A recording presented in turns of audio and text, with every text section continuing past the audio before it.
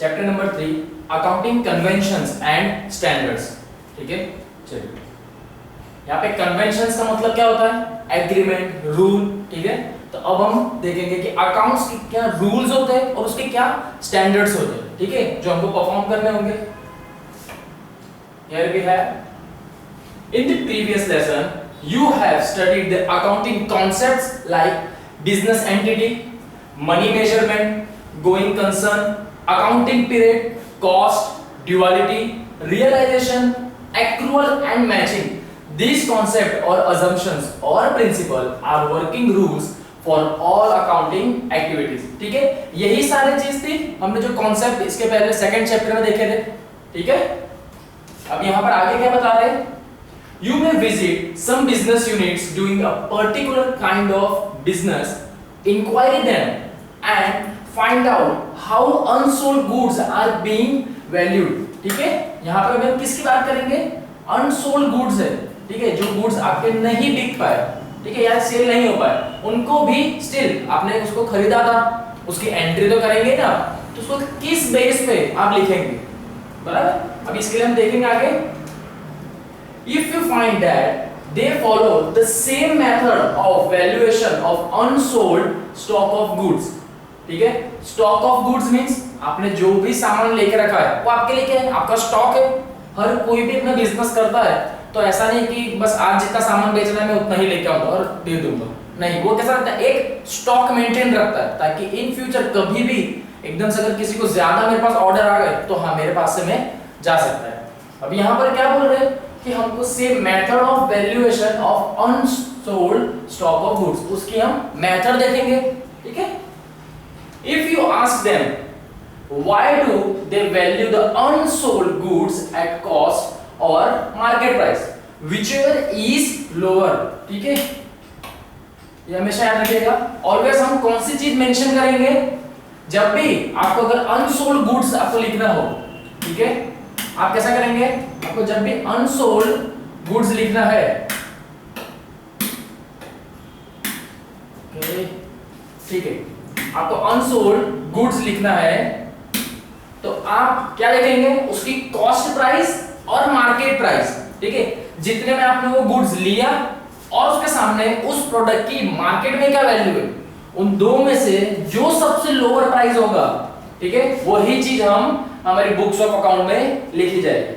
जैसे कि अगर मैं एग्जांपल के तौर पे दूं, ठीक है, तो मेरे पास एक कोई प्रोडक्ट था, ठीक है, सपोज एक सोप है, ठीक है, एक साबुन है, जिसकी कीमत मार्केट प्राइस अगर मैं बोलूं, ठीक है, मार्केट प्राइस है 120। ठीक है, मार्केट प्राइस क्या है? 120 मींस हो चुकी है, और मेरे पास कॉस्ट प्राइस है, ठीक है, मेरे पास मेरी कॉस्ट प्राइस है 100। ठीक है, तो इसमें से मैं कौन सी लिखूंगा? जैसे आपने देखा कि ये लेकिन कैसा गुड्स है जो मेरा सोल्ड नहीं हो पाया है, मींस मेरा ये बिक नहीं पाया, मेरे पास पड़ा हुआ है अभी। ठीक है, तो मैं इसको बुक्स में लिखना तो होगा कि मेरा इतना प्रोडक्ट नहीं बिका, कितना, मार्केट प्राइस और कॉस्ट प्राइस में जो सबसे छोटा होगा, ठीक है, लोअर प्राइस होगी वो लिखेंगे। कौन सी लिखेंगे हम? 100 रुपीस लिखी जाएगी। सेम साइड अगर मैं एक और बताऊं तो मेरे पास एक और जैसे सोप है, ठीक है, अब नेक्स्ट उसकी market value and cost price. इसकी कॉस्ट प्राइस थी 120 रुपीस। ठीक है, ये अनदर एक सोप है जिसकी प्राइस क्या थी? 120 रुपीस में मैंने खरीदा, लेकिन कुछ टाइम के बाद उसका प्राइस गिर गया, कितना हो गया? 100 रुपीस हो गया। ठीक है, कितना हो गया? 100 रुपीस। अब मेरा अगेन जो मेरा गुड्स है वो सोल्ड नहीं हो पाया, बराबर? तो अब मैं इसको कौन सी प्राइस में लिखूंगा? Same, whichever is low. कौन सी है? मार्केट प्राइस सबसे छोटी है, तो मैं वही लिखूंगा, क्योंकि हमको यहाँ पे क्या बता रहे हैं कि व्हिचएवर इज लो, आप वही चीज लिखेंगे। ठीक है, even though the market price is higher than the cost price. Same ये वाला एग्जांपल है कि भले मार्केट प्राइस जो होगी वो कॉस्ट प्राइस से ज्यादा होगी, फिर भी आप कौन सी चीज लिखेंगे? जो लोअर है वही लिखेंगे। ठीक है, the businessman may answer that it is the conventions, tradition और प्रैक्टिस और custom of the business that business is following year after year.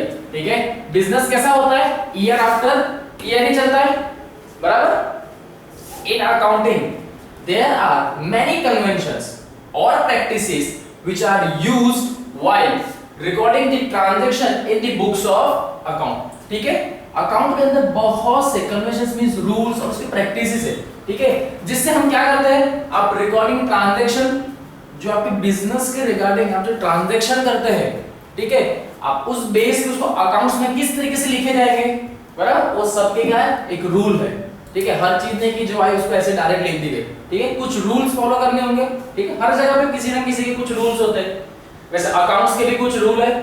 Next, apart from this, ठीक है, इसके अलावा अब आपको भी ऐसा होता होगा कि यार रूल्स, ठीक है, हमको पता चलता है कि वो कंपनी में जाते हैं तो वहां पे जो ओनर है उसके खुद के एक रूल्स होते हैं, ठीक है, मींस एक बनाने वाला भी पता है आपको कि कौन रूल्स बनाता है, ठीक है, हर जगह पे। वैसे ही अगर मैं बोलूं कि अकाउंट आपको इस तरीके से फॉलो करना है तो ये रूल किसने बनाया है कि अकाउंट आप ऐसे ही फॉलो करेंगे, वो भी यूनिवर्सल है। Apart from this, the institute of chartered accountant of India, ठीक है, क्या लिखा हुआ है, institution of chartered accountant of India, most important, ठीक है, इसको नाम याद रखिएगा, ICAI, इसका फुल फॉर्म क्या है, institute of chartered accountant of India, which is the main regulatory body for standardization of accounting policies in the country, has issued a number of accounting standards from time to time to bring consistency in the accounting practice। ठीक है, हमारे यहाँ पे कौन है, ठीक है, कौन है, ICAI, institute of chartered accountant of India है, जो मेनली बॉडी किसके लिए है, अकाउंटिंग पॉलिसीज को, ठीक है, हमारी कंट्री में किस तरीके से मेंटेन किया जाए इसका पूरा देखभाल करती है institute of chartered accountant of India, ठीक है। नंबर ऑफ अकाउंटिंग मेथड्स आती है, ठीक है, अभी कुछ ना कुछ जैसे टाइम आगे जा रहा है चेंजेस आते रहेंगे, ठीक है, तो वो चेंजेस भी कौन लेके आते हैं, ICAI ही लेके आती है, और वो सबके लिए मैंडेटरी होता है, ठीक है, मींस इंपॉर्टेंट होता है, सबको फॉलो करना ही पड़ेगा, ठीक है। We shall study about accounting convention and standard in detail in this lesson, ठीक है, इस चैप्टर के अंदर हम देख लेंगे कि इसके किस तरीके से रूल्स, प्रोसीजर, स्टैंडर्ड्स क्या होते हैं, वो पूरे सब चीज इससे पता चल जाएंगे हमको। चले आगे,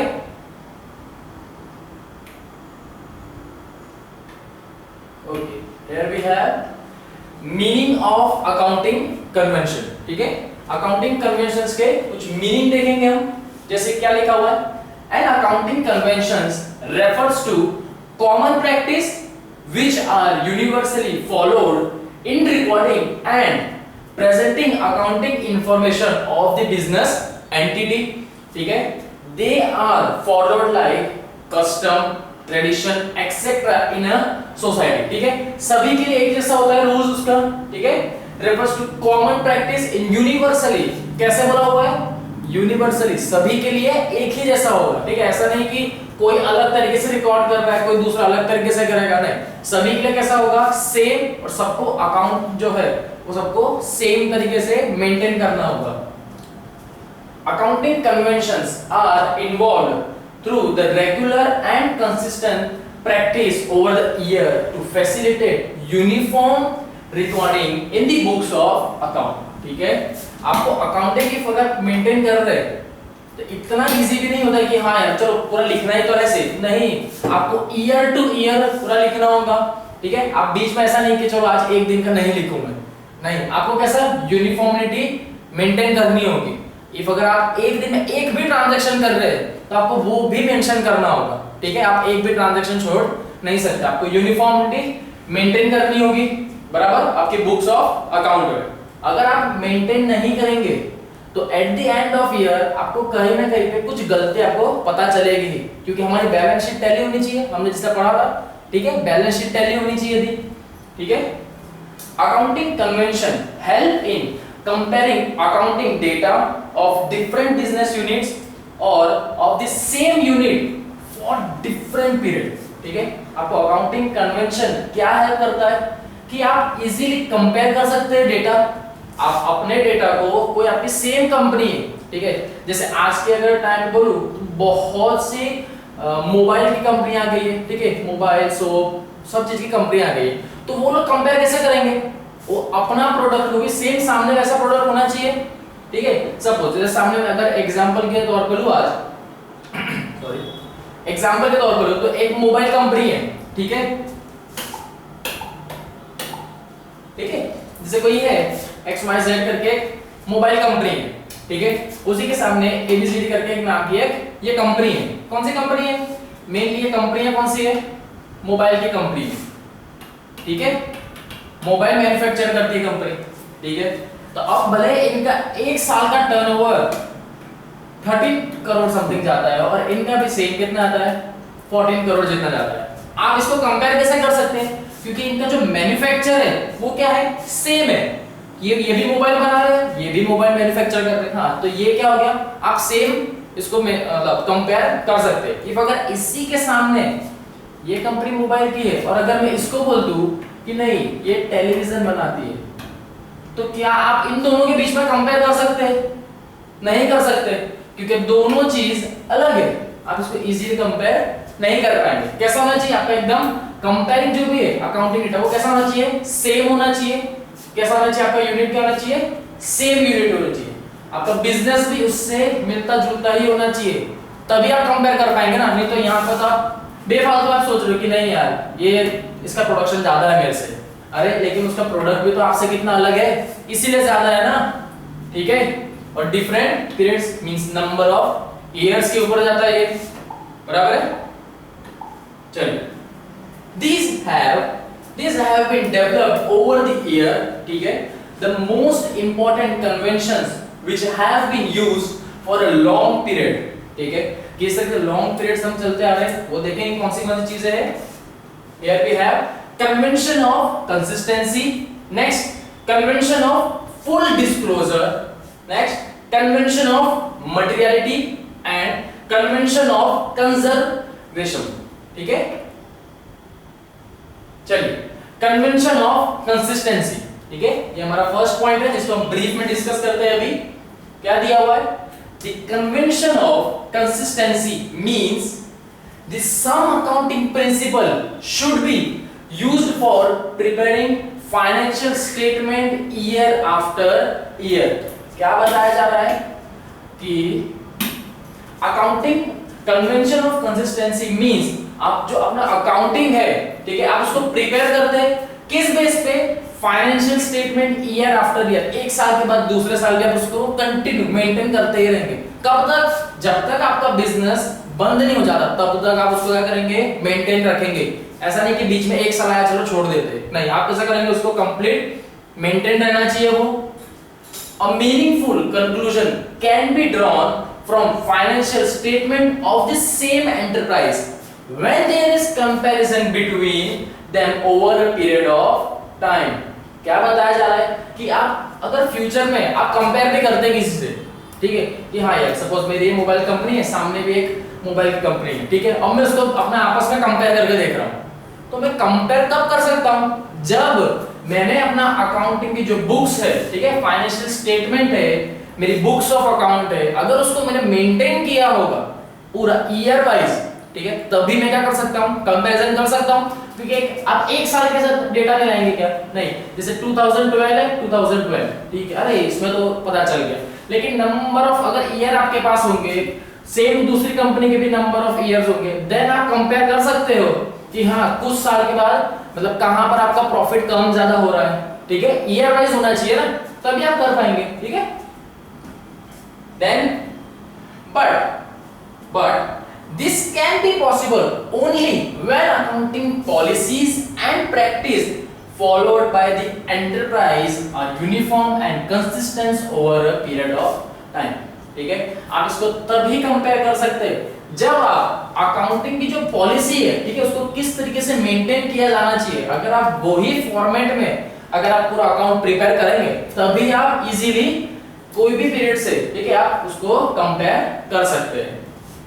In different accounting procedure and practices are used for preparing financial statement for different year, then the result will not be comparable, ठीक है। यहाँ पे देखो आपको डायरेक्ट इन लोगों ने बता दिया गया है यहाँ पे क्या बोल रहे हैं, इन डिफरेंट अकाउंटिंग प्रोसीजर, अगर आप डिफरेंट रख रहे हैं, ठीक है, आप अपने तरीके से procedure practice are used for preparing financial statement of different year, ठीक है, आप हर जो आपका बनाने का तरीका, ठीक है, अकाउंट आप मेंटेन कर रहे हैं वो एज पर आईसीएसआई के अकॉर्डिंग नहीं है, तो आप किसी के साथ भी कंपेयर नहीं कर पाएंगे, ठीक है, क्योंकि उनके वे ऑफ मेथड के हिसाब से आप तो चल ही नहीं रहे हो, बराबर है, क्योंकि कहीं ना कहीं उन्होंने जो चीज को डिडक्ट करने के लिए बोला होगा शायद आप उसको प्लस कर रहे होंगे, जहां प्लस बोला होगा शायद वो डिडक्ट कर रहे होंगे, ठीक है, तो उस तरीके से आप कंपेयर नहीं कर सकते। वो बोला जाता है ना कि हमें हमेशा जब आप मुकाबला करते हैं तो किससे करना, अपने बराबरी वालों से करना चाहिए, है ना, ठीक है, सेम ऐसा ही है। Next, generally a businessman follows the under mentioned general practice or methods year after year, ठीक है, किस तरीके की, while charging depreciation on fixed assets or valuing unsold goods, once a particular method is used it should be followed year after year so that the financial statement can be analyzed and compared, provided that the depreciation on fixed asset is charged or unsold stock is valued by using particular method year after year, ठीक है, इस पूरे sentence में क्या बता रहे हैं कि आप जैसे आपके पास कोई भी एसेट्स होते हैं, ठीक है, एसेट्स में नाम ले सकता हूं मशीनरी, लैंड, बिल्डिंग, ठीक है, किस तरीके से फिक्स एसेट बोला है, तो हमको पता है कि फर्स्ट चैप्टर में देखा था, सेकंड चैप्टर में भी फिक्स्ड एसेट मींस ऐसे एसेट्स जो लॉन्ग टर्म के लिए जाती है, ठीक है, तो वो सारे एसेट्स को डेप्रिसिएशन निकालना होगा कि हर कुछ टाइम अगर उसकी लाइफ 10 इयर्स की है, ठीक है, तो हम उस 10 इयर्स के बेस पे उस पे कुछ ना कुछ एक्सपेंस तो लगेगा, कुछ खर्चा करना पड़ेगा ना कि हाँ ये खराब हो गई, इसके ऊपर ठीक करेंगे, ठीक है, एट द एंड कुछ साल के बाद ये इसकी वैल्यू क्या हो जाएगी, 0, ठीक है, तो अगर आप डेप्रिसिएशन कट कर रहे, अनसोल्ड जो आपका स्टॉक है वो नहीं बिका, उसकी भी एंट्री अगर प्रॉपर वे में कर रहे, वो भी कैसे, ईयर आफ्टर ईयर, ठीक है, कि आपने फिक्स डेप्रिसिएशन भी continue year wise year mention किया है कि हाँ यार अब ये साल भी इसका डेप्रिसिएशन इतना हुआ, नेक्स्ट ईयर भी इसका डेप्रिसिएशन, अनसोल्ड अगर स्टॉक है आपके तो वो आपको कंपलसरी क्या होना चाहिए, मेंशन किए होने चाहिए, तभी आप फाइनेंशियल स्टेटमेंट बना पाएंगे और दूसरी कोई भी सामने फर्म होगी उससे आप कंपेयर कर पाएंगे, बराबर है। चलिए, this can be further clarified as in case of charging depreciation on fixed asset, accountant can decide to adopt any one of the method of depreciation such as diminishing value method or straight line method, ठीक है, ये यहाँ पर आपको क्या दिए गए, अब डेप्रिसिएशन के जब भी अकाउंटेंट जो है, ठीक है, अकाउंटेंट जब डेप्रिसिएशन चार्ज किया जाता है, ठीक है, तो अकाउंटेंट के बेस पे होता है कि अकाउंटेंट कौन सा, या अकाउंटेंट बोलो या कंपनी के ऊपर होता है क्यों कौन से बेस पे डेप्रिसिएशन चार्ज करता है, ठीक है, इसमें दो मेथड है, मेनली कितनी है, दो मेथड है, मेथड ऑफ डेप्रिसिएशन की कितनी है, दो मेथड है, फर्स्ट कौन सी है, डिमिनिशिंग वैल्यू मेथड और नेक्स्ट स्ट्रेट लाइन मेथड, ठीक है, मेनली आपको पता होना चाहिए कि कौन सी है, डेप्रिसिएशन कितने तरीके से निकाल सकते हैं हम, दो तरीके से, first diminishing value method and next one is straight line method, ठीक है। चलिए next, similarly in case of valuation of closing stock it can be valued at actual cost price और मार्केट प्राइस और व्हिचएवर इज लेस, ठीक है, यहां पर आपको क्या बोल रहे हैं कि जब भी आपको एक वैल्यूएशन ऑफ क्लोजिंग स्टॉक आपके पास फाइनली अगर क्लोजिंग स्टॉक दिया है आपको, क्लोजिंग स्टॉक मींस ऐसा स्टॉक जो अनसोल्ड है, ठीक है, आपके पास रिमेनिंग अब इतना प्रोडक्ट बच गया है, ठीक है, जैसे 1000 ऑफ शूज, ठीक है, जिसका जो प्रोडक्ट होगा, जिसकी जो मैन्युफैक्चरिंग कंपनी होगी या जो चीज बेच रहा है, ठीक है, तो उसका एक प्रोडक्ट होगा कि यार लास्ट में इतना ये साल का मेरा बच गया है, वो उसका क्या होगा, क्लोजिंग स्टॉक होगा, तो हम आइदर क्लोजिंग स्टॉक दिया हुआ है, अगर कॉस्ट प्राइस पे है, सिर्फ क्या दिया हुआ है, कॉस्ट प्राइस, तो क्या लिख देंगे, कॉस्ट प्राइस लिख देंगे, अगर कॉस्ट प्राइस दी है, सिर्फ क्या दी हुई है, मार्केट प्राइस, तो हम मार्केट प्राइस लिखेंगे। इफ अगर दोनों चीज मुझे देख के रखी हुई है, मेरा कॉस्ट प्राइस भी बताया है और मुझे क्या बताया है कि इसकी वैल्यू भी मार्केट में भी बताई हुई है, तो अब मैं क्या करूंगा, whichever is less मैं वही वैल्यू मेरी बुक्स ऑफ अकाउंट में लिखूंगा, ठीक है। However, previous metals like gold, diamond, minerals are generally valued at market price only, ठीक है। ये कुछ ऐसे पॉइंट्स हैं जिसको आपको याद रखने, जैसे कि आपको पूछा जाए कि कौन सी ऐसी चीज है जिसकी आप ऑलवेज मार्केट वैल्यू ही लिखेंगे, तब आप बोल सकते हैं कौन सी होती है, गोल्ड, डायमंड, मिनरल्स और general valuable eight market price, क्योंकि ये डिपेंड किस पे होता है, पूरा मार्केट प्राइस पे डिपेंड होता है, क्योंकि आज प्राइस क्या है, कल अगले दिन प्राइस क्या जाएगा, या विद इन सेकंड्स में प्राइस चेंज होते हैं, ठीक है। ये कुछ इस तरह की चीज है, ठीक है, शेयर मार्केट पे डिपेंड होता है ये, ठीक है। इसलिए ये याद रखिएगा कौन सी ऐसी है जो सिर्फ मार्केट प्राइस पे डिपेंड होती है, gold, diamond, mineral and general valuable, ठीक है। चलिए नेक्स्ट, अब हमारे पास क्या है, टाइप्स ऑफ कंसिस्टेंसी। कंसिस्टेंसी के भी क्या है, 3 टाइप्स है मेनली। कितने टाइप्स है, सिर्फ 3, ठीक है। अब उसमें से देख ले, फर्स्ट कौन सा है, वर्टिकल कंसिस्टेंसी दी हुई है, then horizontal consistency and third one dimensional consistency. कितने हैं, सिर्फ 3 ही है। चलिए देखते हैं। First vertical consistency means same organisation. क्या हो गया है, same organisation means same organisation पे होगा, जैसे it is to be found within the group of interrelated financial statement of an organisation on the same date it occurs when fixed asset have been shown at cost price and in the interrelated income statement depreciation has also been charged on the historical cost of the assets, ठीक है। यहां पर हम क्या करते हैं, एक organisation को दूसरी ऑर्गेनाइजेशन के साथ में कंपेयर करके देख सकते हैं, ठीक है। डिपेंड्स ऑन उनके फिक्स्ड एसेट पे, ठीक है, उनके कॉस्ट प्राइस पे, बराबर। सेम अगर हमने हमारा डेप्रिसिएशन का स्टेटमेंट बनाया हुआ है उस बेस पे, ठीक है, हिस्टोरिकल कॉस्ट के बेस पे। हिस्टोरिकल कॉस्ट हमने देखा था, अनदर मीनिंग था ये, बराबर, जिसमें हम डेप्रिसिएशन चार्ज करते हैं उसको क्या बोला जाता है, इस तरह की चीज को हिस्टोरिकल कॉस्ट आता है, बराबर।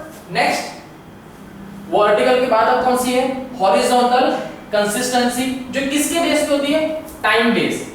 फर्स्ट हमने क्या देखा, सेम ऑर्गेनाइजेशन होनी चाहिए। नेक्स्ट क्या है, टाइम बेस के ऊपर क्या है, हॉरिजॉन्टल कंसिस्टेंसी दी हुई है। जैसे this consistency is to be found between financial statement and one entity from period to period, ठीक है। Thus it helps in comparing performance of the business between 2 year, current year and the past year. Time base means, time base यहाँ पे आपको क्या बोल रहा है, number of years बोल सकते हैं, ठीक है। आप किसी भी चीज को कंपेयर किस बेस पे करोगे, या तो कोई नंबर ऑफ मंथ पे भी जाता है, ठीक है, जिसको अगर देखना हो कि हाँ यार मेरा इस मंथ प्रोडक्शन कितना था या मेरा सेल कितना था, उसके सामने दूसरी जो कंपनी उसका सेम वही मंथ पे कितना प्रोडक्शन मतलब सेल था, ठीक है। मैनुअली आप एक कंपनी के तौर पर अगर देखा तो इजी है। सेम हम अगर आपको बोलूं, ठीक है, जो मूवी के टाइम पे आप देखा बॉक्स ऑफिस दिखाया जाता है कि देखिए बॉक्स ऑफिस आज इतना पैसा इसने कमाया, उसके कंपेयर में इतना पैसा कमाया, ठीक है। वो कंपेयर किससे करते हैं, इफ अगर वो बॉलीवुड की मूवी है तो वो सेम कंपेयर किससे करेंगे, बॉलीवुड की मूवी से ही करेंगे, ना कि हॉलीवुड में चले जाएंगे, बराबर है। वो क्या एकदम सेम लेवल पे वो है, वो उसी लेवल से क्या करते हैं, कंपेयर करते हैं, बराबर। सेम यहाँ पे भी हमको वैसे ही बताया गया। हम किस चीज से कंपेयर कर सकते हैं, हमारा करंट ईयर और पास्ट ईयर। करंट ईयर जो अभी है, पास्ट ईयर जो हो चुका, ठीक है, इन्हीं से कंपेयर कर सकते हैं ना, तभी तो हमको पता चलेगा कि हमारा पिछले साल कैसा था और ये साल कैसा है, ठीक है। और ये किस तरीके से होना चाहिए, फाइनेंशियल स्टेटमेंट जो है पीरियड टू पीरियड होना चाहिए, ठीक है, बीच में कोई गैप नहीं होना चाहिए, तभी आप कंपेयर कर पाएंगे। Same third one dimensional consistency, two organization in the same trade, two organization in the same, दो ऑर्गेनाइजेशन है लेकिन जो काम क्या सेम एक ही कर रही है लेकिन अलग अलग है, ठीक है। इसमें समझते आगे। This consistency is to be found in the statement of two different business entities. कैसी है, two different business entities of the same period. This type of consistency assist in making comparison of performance, ठीक है, making comparison आप किस चीज से कर सकते हैं, उनके performance of business entity with the other business entity in the same trade on the same date. ठीक है, क्या बताया जा रहा है यहाँ पे आपको कि आप डिमिनिशिंग कंसिस्टेंसी के अंदर क्या आएगा कि आप जैसे उसका स्टेटमेंट बनाएंगे, ठीक है, तो two different business entity means दो बिजनेस है अलग अलग, दो बिजनेस है वो कैसे होंगे अलग अलग, मींस सपोज मैं यहाँ पे वापस एक एग्जांपल लूं, ठीक है, चलिए मैं एक क्लॉथ बनाने वाली कंपनी है, ठीक है, इसका काम क्या है कपड़े बनाती है क्लॉथ, ठीक है, तो सेम वो कंपनी का अपना कंपैरिजन किससे करेगी, सेम उस क्लॉथ बनाने वाली कंपनी से ही करेगी ना, एक क्लॉथ बनाने वाली कंपनी है दूसरी किससे होगी क्लॉथ बनाने वाली कंपनी से ही फेस करेगी या कंपेयर करेगी, ठीक है, वो भी कैसा होना चाहिए सेम पीरियड में होना चाहिए। हमने इस सेकंड चैप्टर में भी बात करी थी इसके ऊपर ही, जब हम कॉन्सेप्ट्स पढ़ रहे थे डेटिंग के ऊपर, मैचिंग कॉन्सेप्ट्स के ऊपर ही बात हुई थी, जिसके अंदर क्या बता रहे थे कि अगर जब भी आप कंपेयर करेंगे, ठीक है, तो आप कंपैरिजन किस बेस पे होना चाहिए, सेम प्रोडक्ट होना चाहिए प्लस वो सेम ईयर पे होना चाहिए। अगर आप एक ऑर्गेनाइजेशन को दूसरी ऑर्गेनाइजेशन से कंपेयर कर रहे हैं तो वो क्या होना चाहिए सेम ईयर सेम प्रोडक्ट, वो तभी होना चाहिए। ऐसा नहीं कि आपका ईयर कुछ है और सामने वाली कंपनी का पास्ट ईयर आप ले रहे हैं, तो वो एक्सेप्टेबल नहीं होगा। ना कि आप जब आपका प्रोडक्ट अलग है दूसरे का प्रोडक्ट अलग है और आप कंपेयर कर रहे हो कि नहीं देखता हूं किसका ज्यादा है, नहीं, ये तो आप उनका टर्नओवर निकाल रहे हो, आप अपना को कंपेयर नहीं कर सकते, ठीक है, क्योंकि दोनों के प्रोडक्ट क्या है अलग, प्राइस अलग, कॉस्ट अलग, सब कुछ अलग, रॉ मटेरियल तक भी अलग ही होगा, ठीक है। कंपेयर कैसे कर सकते हैं, सेम होना चाहिए, तभी आपका business and in the same trade होना चाहिए, और कैसा होना चाहिए सेम डेट पे होना चाहिए। डेट यहां पे मैं ईयर कंसीडर कर सकता हूं, ठीक है। चलिए next, therefore as per these conventions the same accounting method should be adopted every year in preparing financial statement, ठीक है।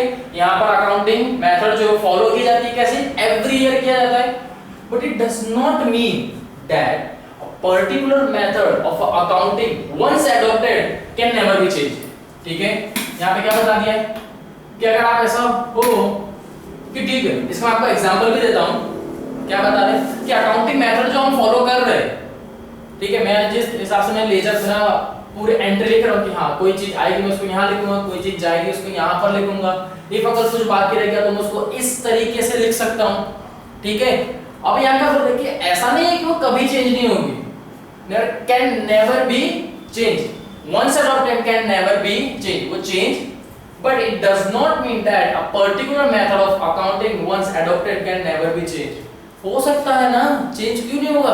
एग्जांपल प्रॉपर अगर दूं तो अभी कुछ टाइम पहले ही, ठीक है, जीएसटी आया, बराबर, गुड्स एंड सर्विस टैक्स, ठीक है, जीएसटी है, जीएसटी के अंदर आईजीएसटी, सीजीएसटी, ठीक है, एसजीएसटी, ये सब आए, ठीक है, चेंज हो गया पूरा अकाउंटिंग मेथड, ठीक है। जितने लोग जो अकाउंट फॉलो करते थे अब उनका सबका जो उनको अदर टैक्सेस लगाने होते थे उसके ऊपर, क्योंकि हर एक चीज का अलग अलग अलग टैक्स लगाना पड़ता था। जीएसटी आ गया तो सारी चीज को एक ग्रुप में कन्वर्ट कर दिया था उसने कि हाँ बस इस ग्रुप के अंदर सबके लिए 5% टैक्स फिक्स, फिर अगर आपको कितने भी बल्क में लो या एक प्रोडक्ट लो उसके ऊपर उतना टैक्स तो लगेगा ही, ठीक है। आपको अलग अलग क्लैरिफाई करने की जरूरत नहीं है कि अरे इसका अलग होगा इसका अलग होगा सबका अलग अलग, नहीं, उसने 4 बॉक्स बना दिए, उसके अंदर सारी क्राइटेरिया रख दी, ठीक है, लग्जरी से लेके एक लोअर लेवल तक की नेसेसरी फूड, लग्जरी और हॉस्पिटैलिटी, वो सारी चीजें उसमें रख चुके हो, ठीक है। ऐसा नहीं है कि चेंज नहीं हो सकता है,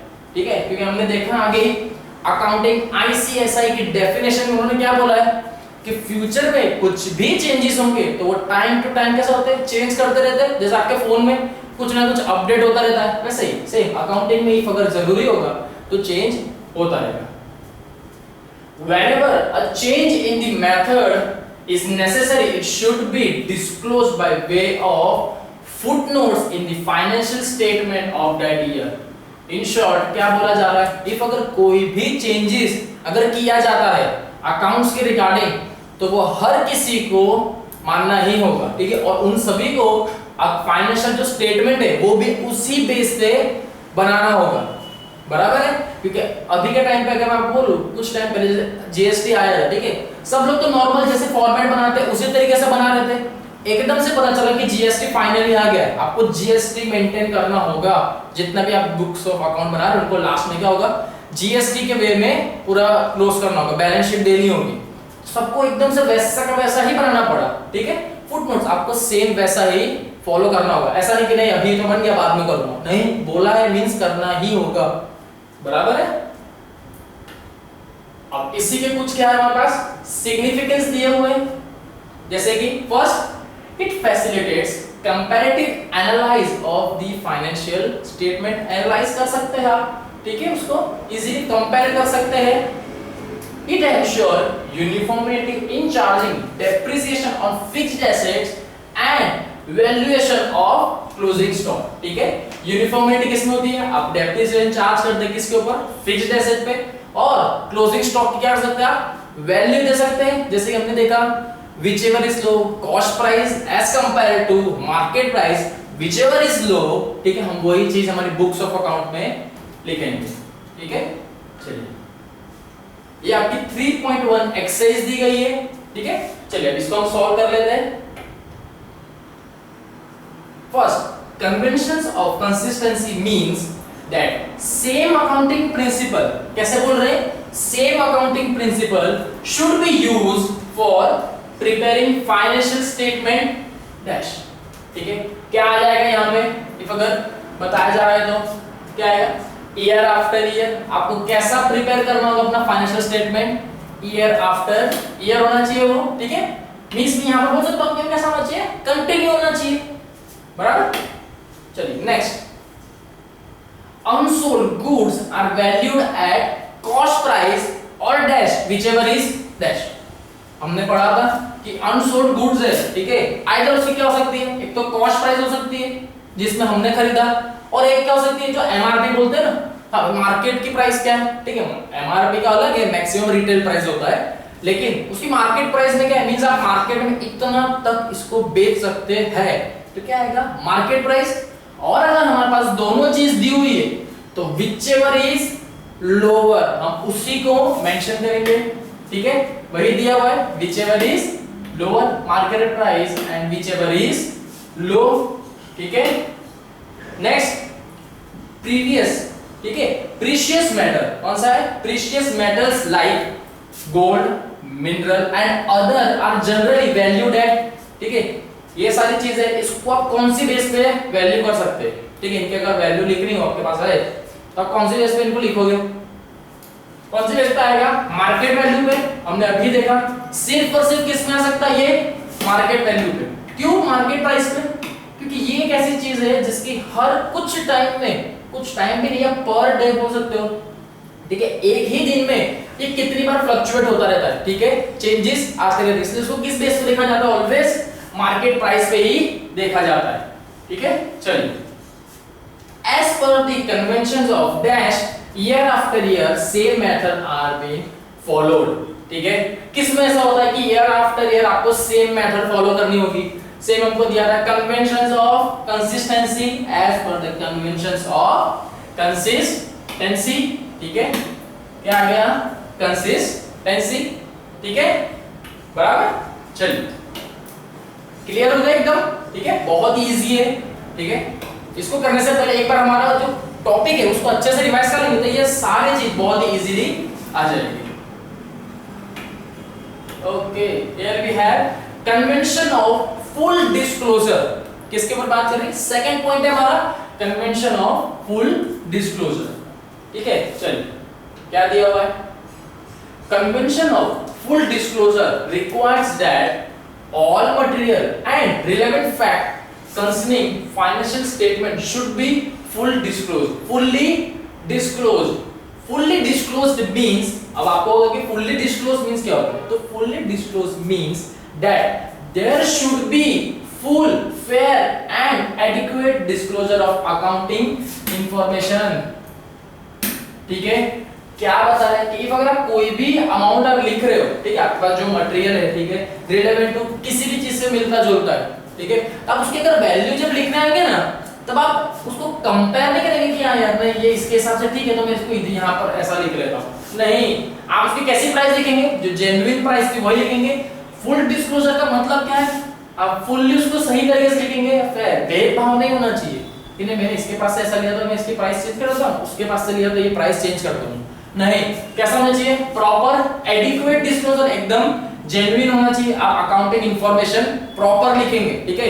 इफ अगर आप यहाँ पर कुछ गड़बड़ कर रहे हैं कि नहीं नहीं यहाँ पर अकाउंटिंग में थोड़ा कम ज्यादा कर लेता हूँ, तो एट द एंड भी आपको पता चल जाएगा कि हाँ यहाँ कुछ कम ज्यादा हो गया है फिर से, बराबर, ठीक है। तो कैसे लिखेंगे, एकदम प्रॉपर चीज लिखेंगे।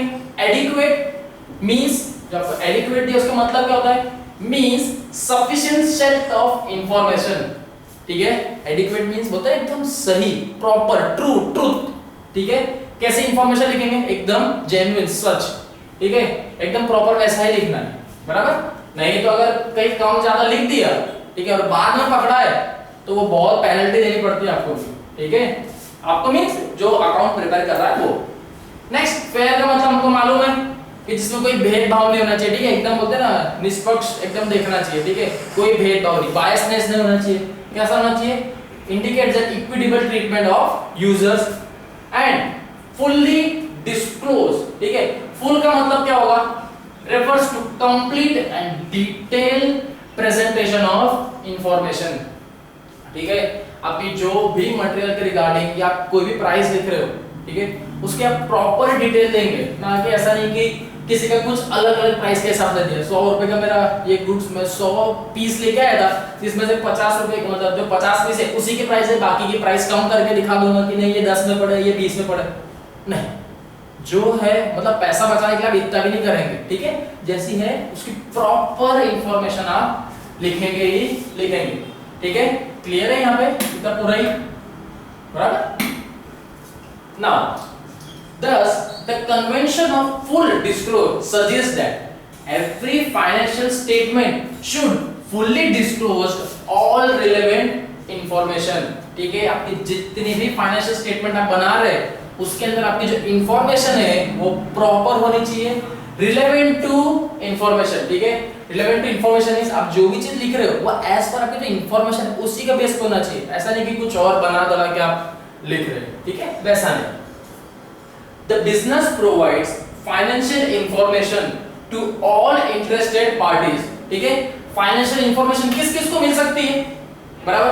आप अगर अपने प्रोडक्ट के बारे में बता रहे सबको कि हाँ देखो मेरा प्रोडक्ट ऐसा है, ठीक है, मींस आप मेरा प्रोडक्ट मैं बना रहा हूँ, मेरे प्रोडक्ट में आपको ये चीज मिलेगी, इस तरह की बेनिफिट है, ठीक है। अगर नुकसान है तो वो भी बताइए, ठीक है, क्योंकि कल को अगर पता चला तो वो आपके जो शेयर है मतलब प्रोडक्ट है वो मार्केट वैल्यू आपकी गिर जाएगी, ठीक है। आप भी अगर कोई सा प्रोडक्ट हम बाहर से लेके आते हैं, ठीक है, प्रोडक्ट के आगे तो उसका फोटो और वो सब लिखा होता है, लेकिन जैसे ही आप पेज टर्न करेंगे ना, आप उसको घुमाएंगे, देन वहां पर उसके मटेरियल लिखा होता है, एक बॉक्स बनाया होता है कि वहां पे उसमें कौन से इंग्रेडिएंट उसने लिए, उसका रॉ मटेरियल दिखाता है, ठीक है।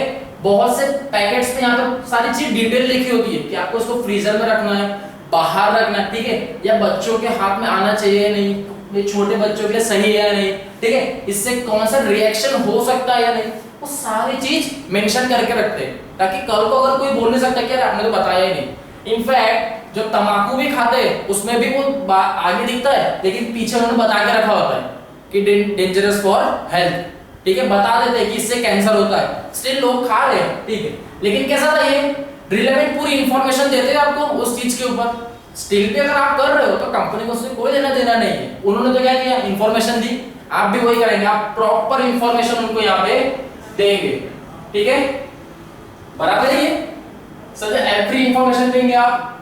Late us relate to it to business, ठीक है, ये चीज तो मैंने आपको बताई, मींस एक टोबैको वाला जो था ये तो एक जनरल एग्जांपल। अब एक बिजनेस के पॉइंट ऑफ व्यू से देखें, क्योंकि अकाउंट्स से बनाएंगे, बिजनेस बनाएंगे ना, तो बिजनेस के पॉइंट ऑफ व्यू से देखते हैं।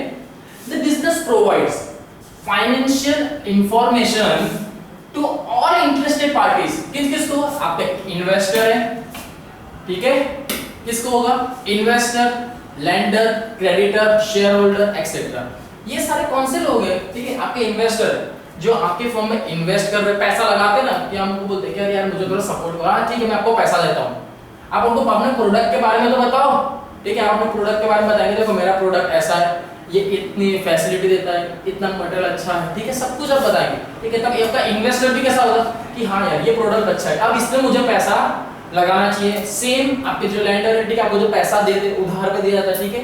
क्रेडिटर, क्रेडिटर मींस आप जिसके पास से सामान ले जाएंगे उनको ही पता होना चाहिए ना।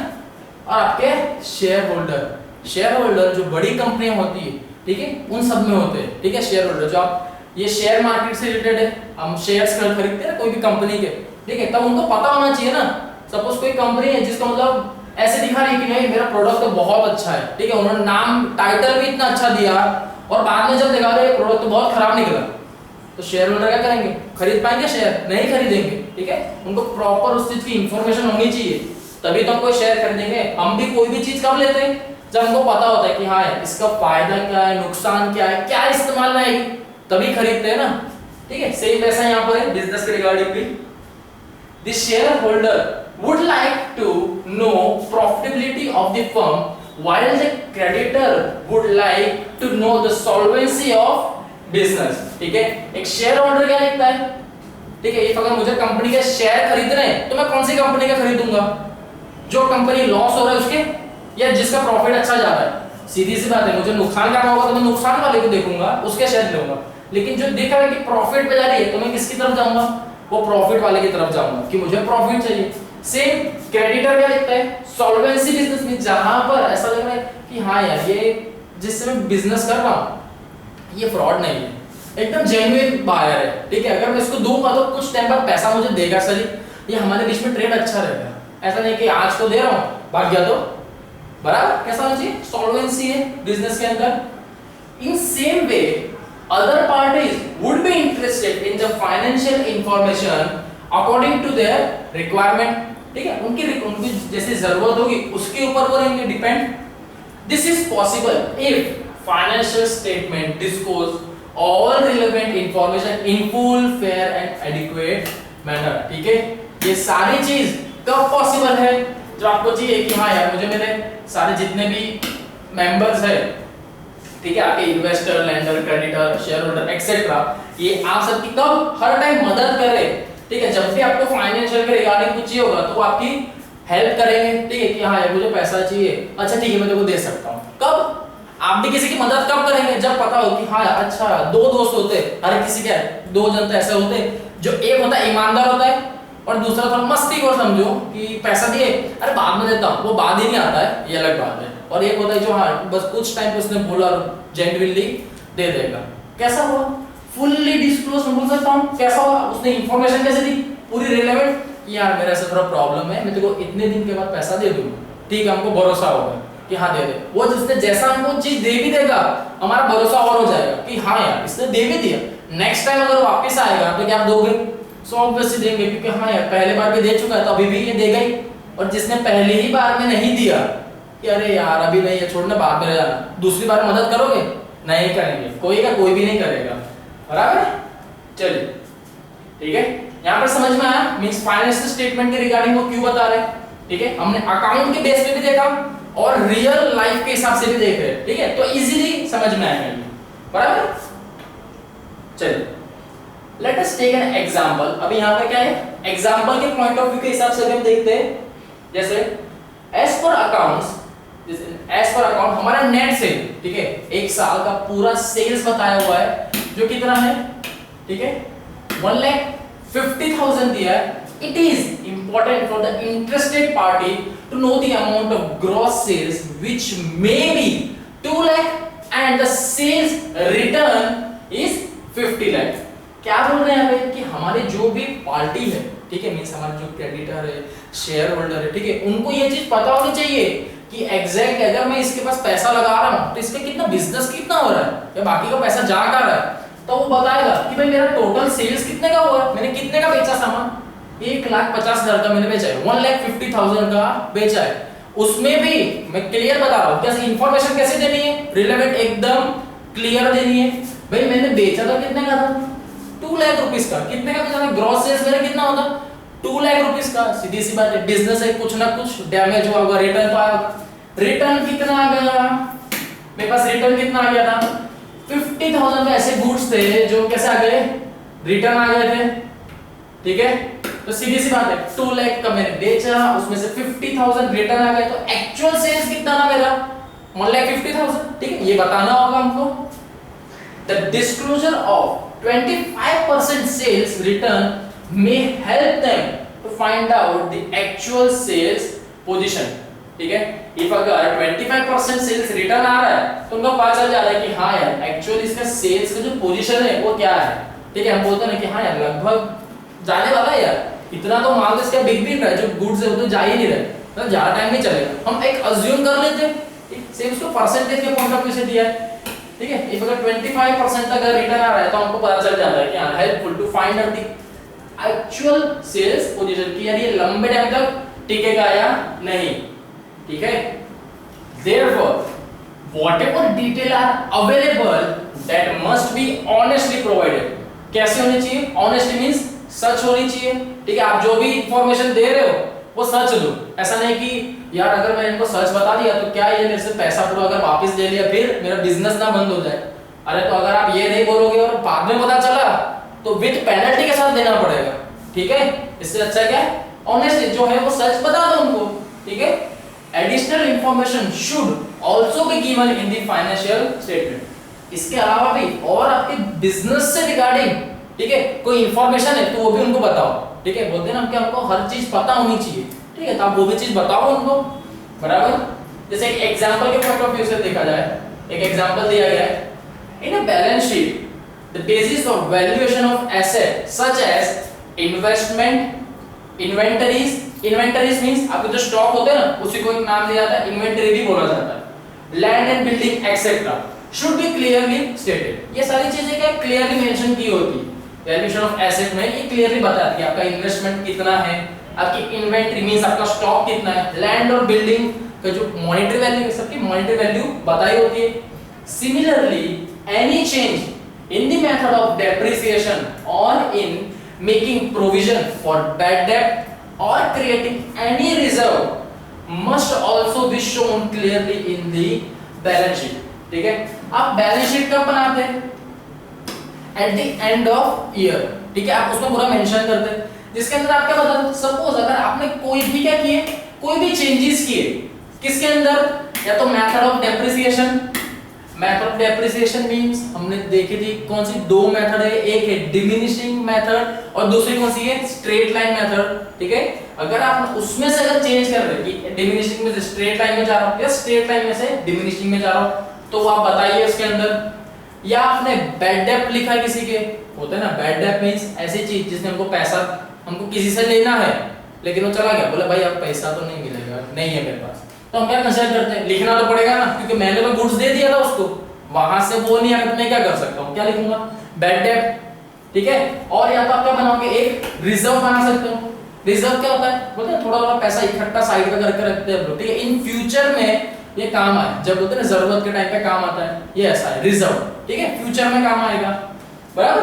तो ये सारी चीज कैसे आप क्लियरली अपनी बैलेंस शीट में आपको बतानी है, बराबर। Therefore, in order to achieve